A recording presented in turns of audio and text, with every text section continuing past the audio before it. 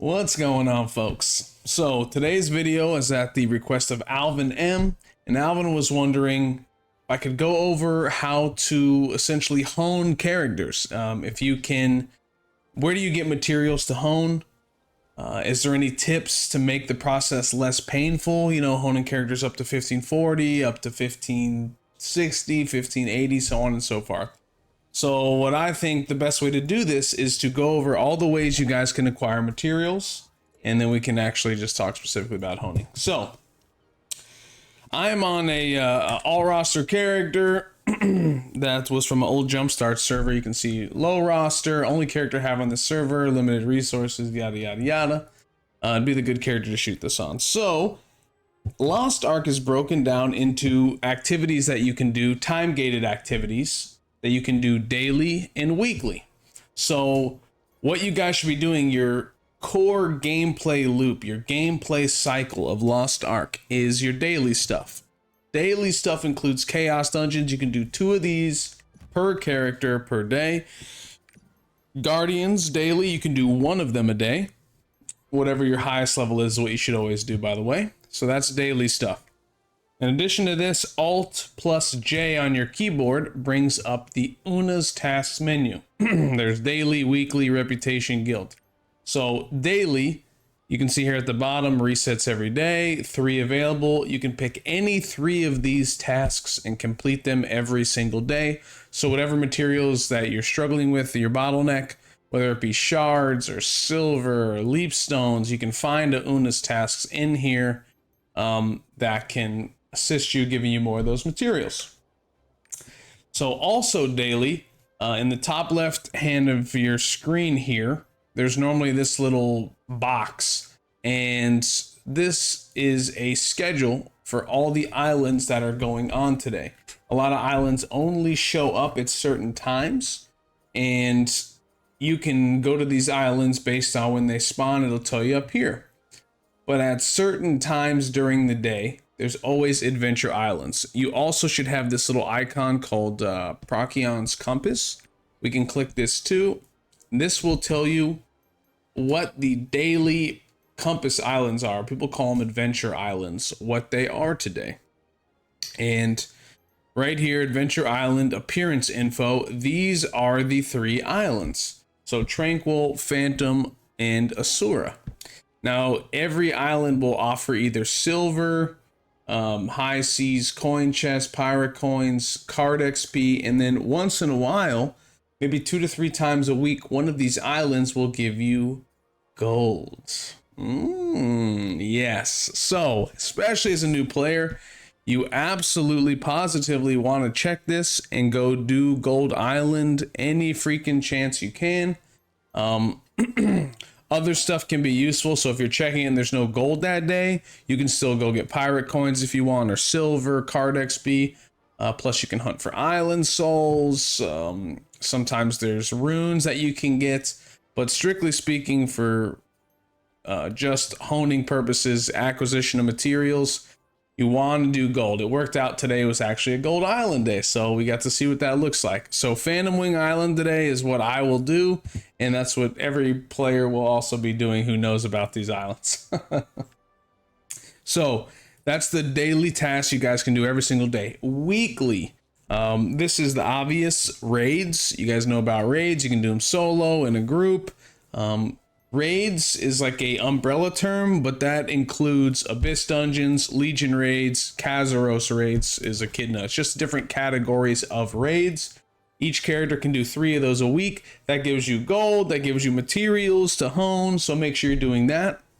Also, back to the Una's tasks menu, there is a weekly tab here. So you can do, again, 3 of these. And you can pick from stuff that you do anyway, Chaos Dungeons, Guardians. And then there's stuff like cubes, trade skills, PvP, RIP, PvP. You guys should definitely be doing cubes, okay? This is a great way for you also to acquire materials, not just honing materials, but stuff like gems. There's like juicing stuff to help the hones go easier. And obviously leap stones, there's card XP, there's tons of stuff, but do cubes. The way you get cube tickets is when you're doing your chaos dungeons. When you kill the big boss in the second area, he will just randomly occasionally drop cube tickets, and you can go to this content list menu and just click the shortcut, and whatever cube ticket you have whatever floor you have a cube ticket for, it'll let you enter. You know, these are the higher level ones, don't have any cubes for, but I can just match make these and just wait, and then it pops up, you click accept, and you go do a cube with people. So definitely do that. Speaking of other ways to get cube tickets, there is a guild vendor. So new players, I suggest you guys go to and join a guild. A lot of times in this game, guilds are not this big social gathering place. People just use them to get bloodstones. But if you want to find a guild that's active and fun, do that. I'm sure there's tons of them. There's probably other ways to do it. The game has a system in place to do that. If you're not in a guild and you come down here to community and you click guilds, this will pop up a whole list of a bunch of different guilds you can join. I'm in a guild on this character in my alt roster, so it won't show it, but there's different types of enrollment. You can just apply to open enrollment. You'll instantly join the guilds. So definitely do that. And then you'll be able to come over to this vendor. This is the currency that you earn by doing guild tasks and such. And you can come down here and buy these cube tickets, these chests that have a chance to contain, it'll give you silver or a cube ticket. You can always buy the highest level one you're eligible to do. That's what I suggest you guys do. That'll also help you get mats. There's also another fun little weekly thing that is called challenge content. So they are challenge guardians and challenge abyss dungeons. And what this is, it's normalized content. There's always going to be 3 guardians that you fight. And then there's going to be one of the abyss dungeons that they break down into 2 different gates that you go into. You guys should absolutely be doing this. The rewards are really, really nice. And how this works is it doesn't matter. Like if I click find a party right now, you can just matchmake it if you want, but most groups will do all 3. So if I click find party, all 3 looking for DPS. See how these guys are 1620, 1607, none of that matters. This thing, Scale of Harmony, this puts you guys all to an equal eye level. Gems don't count. None of that stuff counts. The only thing that actually matters is your engravings. And since everyone's going to be 5x3 or 5x3+1, you'll do plenty of damage. You'll do whatever you need to do. Just get in there. It doesn't matter. Just get the materials, clear that stuff. The other side of this is the Abyss Dungeon. And all this is back in the day, this used to be our in-game content. You guys know Ivory Tower, you know K-Angel. But before all that, way back in the day, tier 1, tier 2, these were our in-game raids. You know, we had to do Ancient Elvira, Phantom Palace, Ark of Arrogance, the best one in the world, Gates of Paradise, and Array as well. So they put the first 3 on a cycle that just every 2 weeks, I think it changes. So you'll always be doing Ancient Elvira, Phantom Palace, or Ark of Arrogance. And you just click the shortcut, click matchmaking, and hop in there. Same thing, Scale of Harmony. You don't have to worry about being over geared, under geared. Just have your engraving support equipped and you'll be good to go. I will say there are some mechanics tied to some of these fights. Most of the time, veterans can just flat out carry the fight for you. But don't be afraid to say, hey, first time in here, just let me know if there's anything I need to do. And that way the veteran players who have a heart and aren't jaded beyond repair can just help you real quick. It's nothing complicated, nothing they can't teach you on the fly in that very moment. Do not stress and get raid anxiety about doing this. Get in there and get the freaking rewards. All right. So that is like the daily, weekly cycle. There's also one-time things that you can do. So we were talking about islands earlier, stuff that cycles daily. Lost Ark is absolutely massive. Do you see if I just hover in here, all these little things, these are all islands. Every one of these things are islands. I haven't been, maybe I've been to half these islands, you know? So if you are a player that likes to explore, you enjoy doing horizontal content, collectibles, I would encourage you to go check out all these different islands. I'm certain some of them would have useful information, relevant materials for you to hone and stuff like that. Unfortunately, I do not know which islands have that stuff. Maybe somebody in the comments section has a nice spreadsheet they know they found online where someone amazingly kept track of all this stuff. If you do and you want to post that to share, that would be much appreciated. But islands would definitely be a way for you guys to get more materials. These would be one time only. The materials or whatever rewards that they have, you wouldn't be able to get them indefinitely, just one and done. So that's something worth mentioning. Also, brand new players, there's something called Tower in Thronespire. This is what you absolutely want to do this, not just for the mats, but for the power it also gives to your account. Any major city you go to, I'm going to go to it right now. You can see these little icons right here. So this one's Thronespire, this one's Tower. You can enter in any major city. It's all the same. You can't do it in every major city. You know what I mean? It's just like a portal to get there. And there's one in every major city. So we'll go there real quick. You'll want to do this at least once. I think there's one-time rewards that you can get to do this. So here's Thronespire. So level 1 through 25 gives rewards. Beyond that, you don't get any rewards. Don't even worry about it. But you absolutely want to do this stuff at least once. And I think even if we go over to the tower, you can see this is tier 1 tower, Shade Spire, tier 2 is Fate Spire, and tier 3 is Fortune Spire. This gives really, really good stuff. Stat, potions, skill points, really, really great stuff. Masterpieces, I can't even tell you, runes. Absolutely, positively do all of these at least once, even though, you know, the older ones don't give you any relevant like honing materials or anything. You still want to do it for the stat potions, skill point potions, collectibles. But I believe Fortune Spire is the tier 3 one. And if I'm not mistaken, somebody might be able to correct me if I'm wrong. After you get these one-time rewards, I believe you get on any character you do after that, I think you get at least some shards, maybe some honing mats you can do. It's been a very, very long time since I've done this, so I apologize. But after you do it once, you could maybe see if this updates what you get for completing each floor, and then you can determine if it's worth it, if you have the stomach to do it again. If you've never done this, you're in for a treat.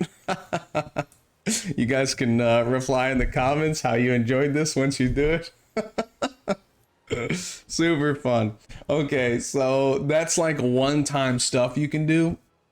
Also, events are incredible. They have been loading us up so heavily with events right now. So you click that little icon, it opens the Chaos Dungeon Purification event. You can buy all this stuff out. It's crazy how much loot that they give you. So this is really, really helpful for new players. Stuff like the fusions. This is probably going to be a bottleneck for a lot of bound golds players, the newer players who can only earn the bound stuff. This is amazing how many of these they give you. This other tab as well, same thing. They give you leapstone, shard bags, honing support selection chests, a bunch more fusions. These amazing books, which we'll talk about in a second, those are incredible. So make sure you are utilizing everything possible. Those events are so good. You normally earn these currencies just by playing the game, just by doing your chaos dungeons and stuff, guardians. So make sure you are doing that. So if I go over to the honing vendor, again, this character is 1560. I was curious what the honing rates are because they recently had buffed them. I know for somebody who hasn't played Lost Ark, you're like, oh my god, these rates are very low. So it starts out at 6 and it maxes at 9%. What this means, by the way, is anytime you're honing a piece of gear, it starts out at a base percentage on the left, and after I think it's 10 hones, you'll be at the right percentage. And all that does is increase your base honing rate %, and it gives you artisan energy faster. So these books right here, you need to always be using these books. Okay, these are pretty much free. The older books, when you're honing characters in the 1500s up to 1600s, these books are dirt cheap. If you ran out from, you know, the event shops, this vendor I talked about in the other video sells them every single week, but you guys should be using these books every time you hone, especially on these lower level characters. It is free. We can go to the auction house real quick. I can show you, like, you're like, okay, I used them all. What do I do now? So specialized welding, you can look at the name of the book you need right here. So metallurgy, specialized mending or welding, I can't remember, but we'll just go look. So metallurgy and specialized welding, I believe, is the one we were just looking at. So you can see normally the average day price is like 3-4 gold. They shot up. Someone's probably honing an alt and bought a bunch of them real quick, but this is insanely cheap, dirt cheap.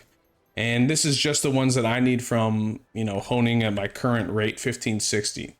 I bet you the ones below that are just 1 gold too. So always freaking buy those. I cannot stress that enough. That will save you so many resources, so much gold. It's crazy. They're pretty much, you get infinite books now because of how cheap they are. So, you also had asked in the video, he wanted to know about advanced honing. That's nothing you have to worry about until you get to 1630 or 1620 and clear Echidna normal mode. So until you're 1620, until you defeat Echidna, that raid for the first time, that's when you unlock advanced honing. So you don't need to worry about that at all. But that's it. That's everything. That's how you can hone characters. That's how you can acquire materials and try and slowly build up that roster. If you're having a lot of fun, you want to play more characters, you know, get a nice roster going of gold earners. That is everything I could possibly think of for you guys. Now, I'm sure I forgot something. You know, you make a video, you go over all this stuff, and then as soon as I click stop recording, you're like, wait, I totally didn't even talk about this. So if anybody has other tips that you know about that could help people acquire resources, save them headaches while honing, please feel free to comment. And as always, I appreciate you guys watching the videos very, very much. And I hope that you have a wonderful, wonderful day. Thanks.